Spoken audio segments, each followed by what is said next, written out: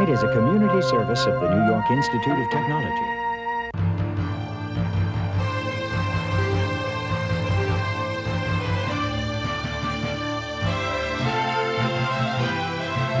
Covering the news of Nassau and Suffolk Counties, Long Island News Tonight with Ken Eckhart, Carol Peck, and the award-winning LI News team.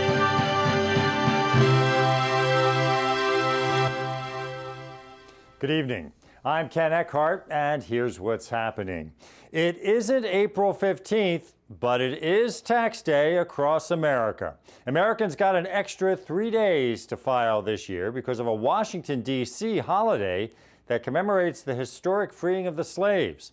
That holiday is usually celebrated on April 16th, but because it fell on a weekend this year, the IRS extended the tax deadline for all of us. So this morning, Long Islanders began lining up at the Hicksville post office to file their tax returns. But the postmaster says the real rush won't come till tonight.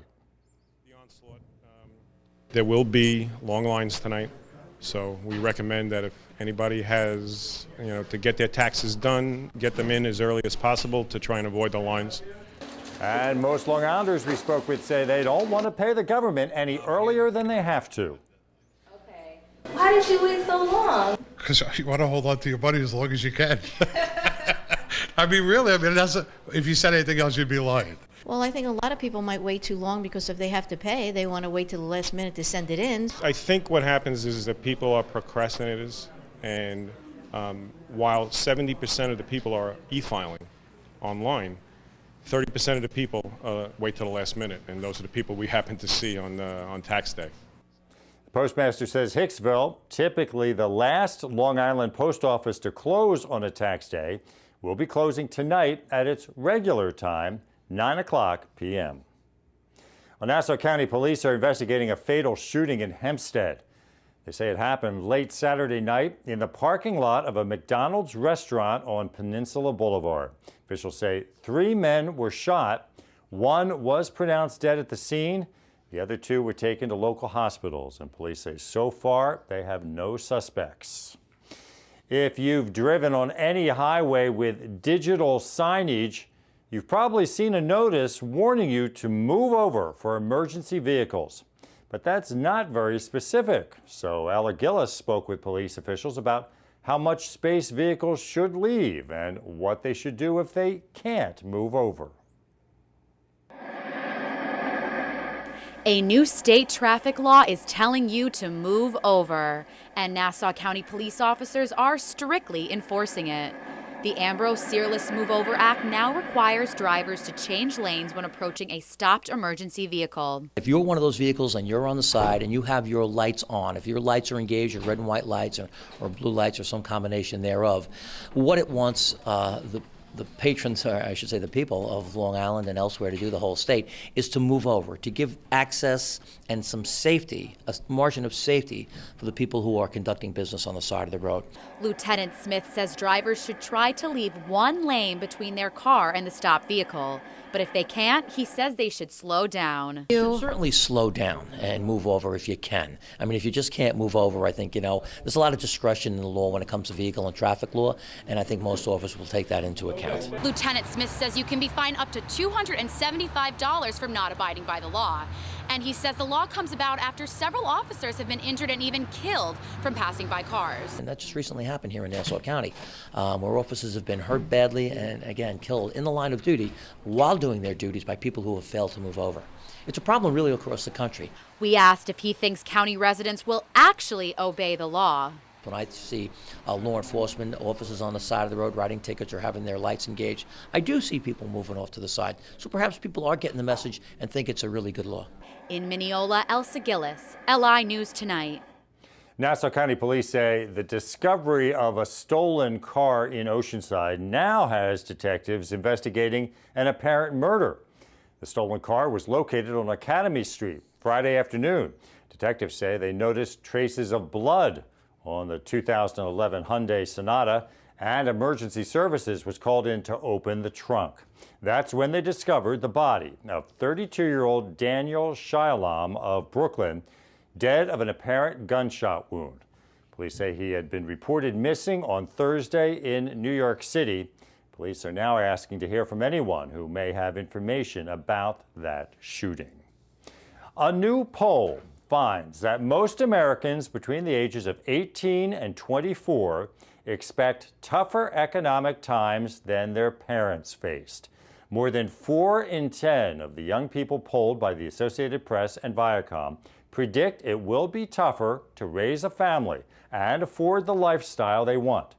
And a majority expect to have a harder time buying a house and saving for retirement than their parents did.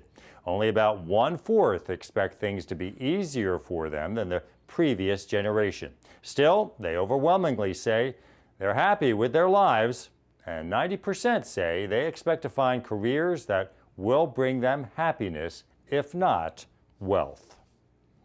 The personal stories of all the men and women who responded to the 9/11 attacks could soon be preserved in the Library of Congress. As Adrienne Harrer reports, a new bill would make those stories part of an oral history project. More than 50,000 workers from across the country responded to Ground Zero following the attacks of 9/11, and each and every one of them has a personal story. Because the illness that I got from being down at 9/11, I ain't going to be here long, you know? And although the country says it will never forget, Congress wants to ensure that we always remember by helping to preserve those stories. Look, the best way to remember anything is to let words speak for themselves. And nobody can speak more eloquently and with greater clarity than those who actually were at Ground Zero, those who were recovering and those who were responding. Representatives of Congress gathered in Hauppauge to announce legislation that would create a 9/11 first responders oral history project in the Library of Congress. They say this project would include a collection of video and audio recordings of testimonials by those who responded to the terrorist attacks. First responders were also here in Hauppauge to give their voice on this new legislation. There are a lot of people, a lot more sicker than I am, that need this help and need this support, and all in all, it's very rewarding. Although television and the internet offer pictures and videos of the tragedy, one first responder says sometimes that's not enough. The pictures didn't do justice when you were down there. It's unbelievable what we've seen down there.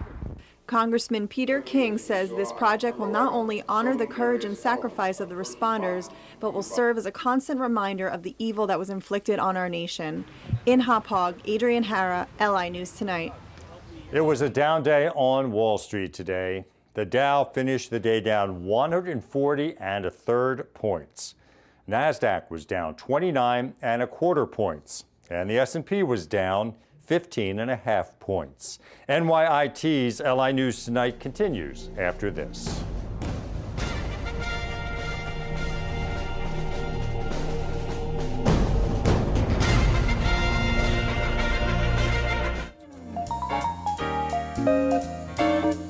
See a screening of the film The Last Detail at New York Institute of Technology's D. Seversky Center in Old Westbury on Wednesday, April 27th at 5:30 p.m. For more information, call 516-686-7567. Celebrate the 41st anniversary of Earth Day at the Heckscher State Park Spring Festival in East Islip on Saturday, April 30th and Sunday, May 1st from 11 a.m. till 4 p.m. For more information, call 631-321-3510.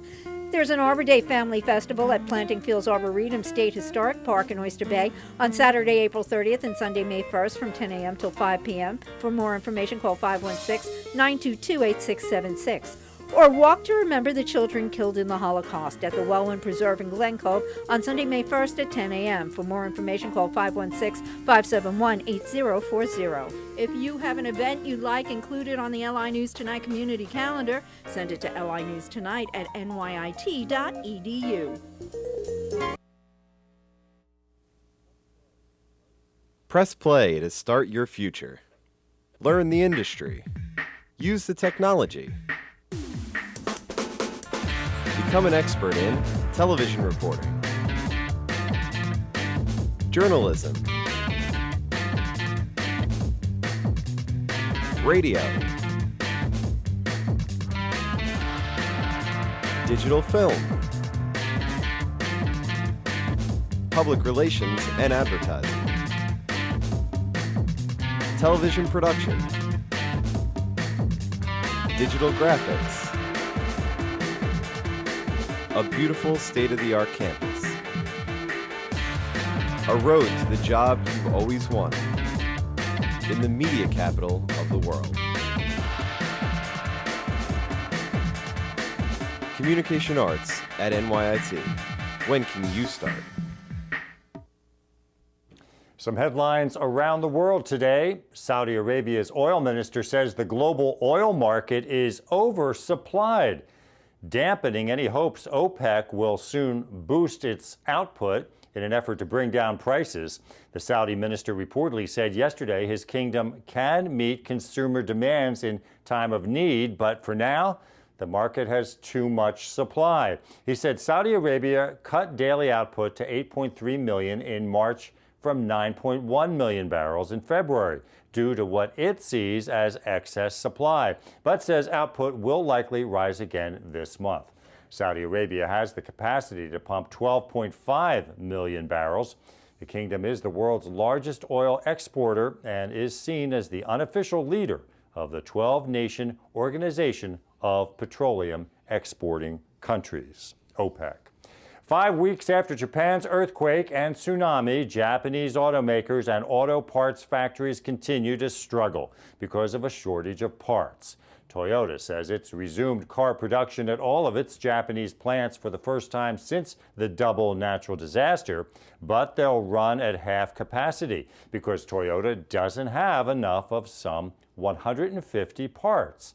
The parts shortage also has affected Honda, Nissan, Ford, and General Motors.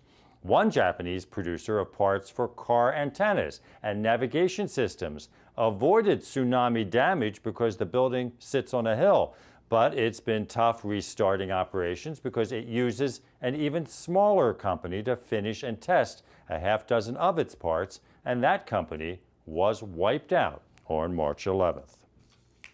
And the United Nations is predicting a strong increase in poppy cultivation in north and northeastern parts of Afghanistan. Overall, however, the UN predicted today that poppy cultivation across Afghanistan would drop slightly this year because less of the crop, which is used to make opium, is being planted in the south. The UN Office on Drugs and Crime in Afghanistan says soaring opium prices is the driving force behind the planting of poppy this year. He says the price of dry opium increased over 300% between February of last year and February of this year. A Long Island woman is facing a felony charge for allegedly driving drunk with her 10-year-old son in the car with her. Suffolk County Police say officers responding to a 911 call Wednesday night stopped 44-year-old Brenda Lally of Smithtown, driving drunk on 50 Acre Road South near Lydner Place. Officials say they determined Lally was intoxicated and she was arrested. Her 10-year-old son in the car with her was unharmed and released to a family friend. Under the new Leandra's law, Lally will be charged with a felony for driving intoxicated with a child in the car. A pedestrian was killed on Merrick Road when she was reportedly hit by a Nassau County police car.